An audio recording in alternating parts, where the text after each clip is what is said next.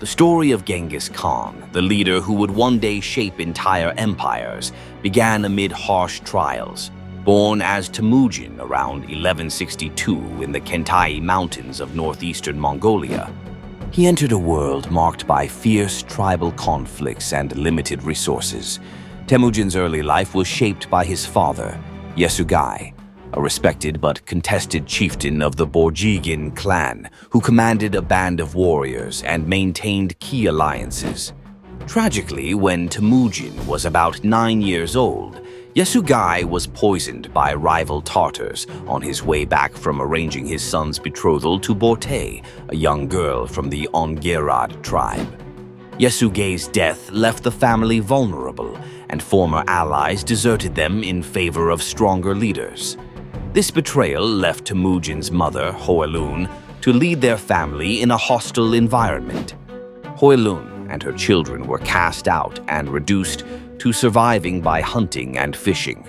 As they struggled, tensions grew between Temujin and his elder half-brother, Begter, over food and dominance.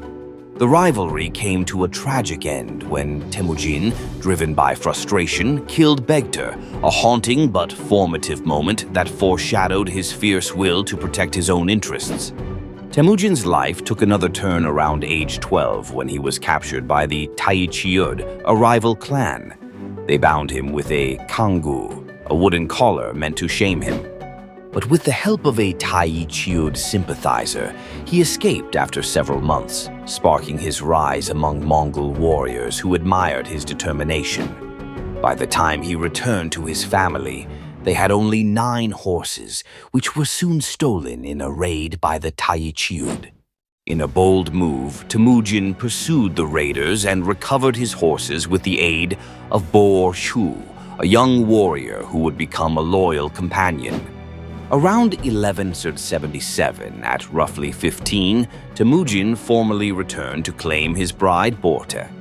The marriage to Borte, daughter of a respected Ongerad chief, solidified his alliances.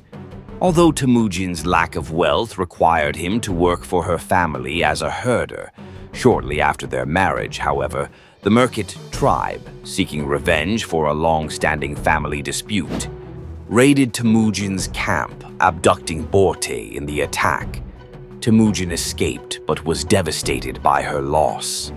Desperate to rescue her, he turned to Togril, the chief of the Karate tribe, and an ally of his late father, who helped him gather an army of warriors.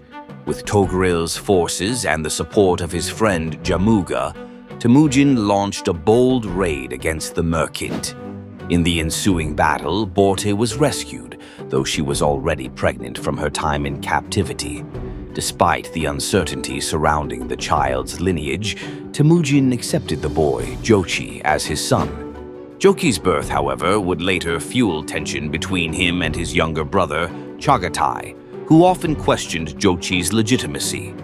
Through his late teens and early 20s, Temujin continued to build his band of warriors, adding loyal allies like Jelme and Boor Chu, who helped him grow his reputation as a bold leader. During this time, his relationship with Jamuga began to shift as both young men pursued power within the Mongolian steppe. Jamuga, who upheld the traditional clan-based hierarchy, grew disillusioned with Temujin's loyalty-driven approach. Their friendship ultimately deteriorated into rivalry, culminating in the Battle of Dalan Baljut in the early 1180s. Although Temujin survived Jamuga's surprise attack, the betrayal solidified his resolve to reshape Mongolian society around loyalty rather than clan allegiance. In the 1190s, Temujin introduced a strict code of laws, known as the Yasa, to promote discipline and merit among his followers. His efforts attracted Mongol warriors tired of constant tribal infighting. In 1197, he joined forces with Togril and gained support from the Jin dynasty to defeat their common enemy, the Tatars.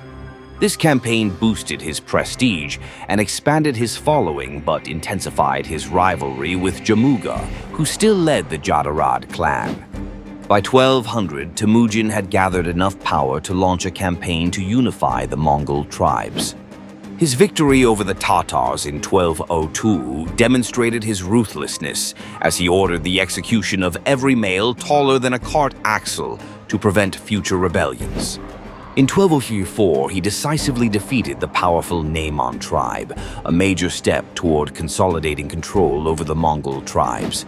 Finally, in 1206, after a series of military triumphs and strategic alliances, Temujin was proclaimed Genghis Khan at a council of Mongol leaders, signifying his position as the universal ruler of the Mongol people. From a childhood marred by betrayal and hardship, he rose to command an empire that would soon stretch across Asia, forever altering the course of history. With the Mongol tribes unified under his rule, Genghis Khan turned his attention outward.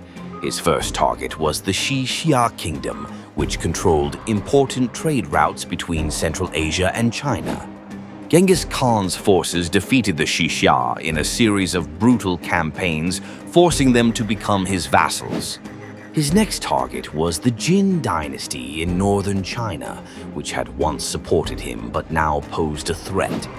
Over the next several years, Genghis Khan's forces conquered